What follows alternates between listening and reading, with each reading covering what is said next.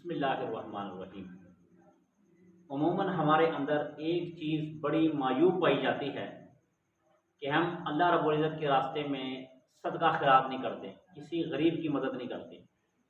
صرف تھوڑا سا اس بات پر دھیان اور توجہ دیجیے اور اپنے عقل سے کام لیجیے کہ کرایہ دار جس مکان میں یا جس دکان میں بیٹھا ہوا ہے، مہینے بعد اس نے کرایہ پے کرنا ہوتا ہے، چاہے وہ دکان کا ہو چاہے وہ مکان کا ہو۔ اور اگر وہ دکان یا مکان کا کرایہ پے نہیں کرے گا تو اس کو نکال دیا جائے گا۔ اسی طرح جو مالک مکان یا مالک دکان ہے، اگر وہ اپنی دکان اپنی مکان میں بیٹھا ہوا ہے مگر ایک ماہ بعد اس کو بجلی کا بل آنا ہے، اگر وہ بجلی کا بل پے نہیں کرے گا تو اس کا میٹر کاٹ دیا جائے گا، چاہے وہ دکان کا ہو چاہے وہ مکان کا ہو۔ ٹھیک ہے، یعنی کہ اسی طرح کوئی بھی آپ معاملات لے لیں، کوئی بھی معاملات لے لیں،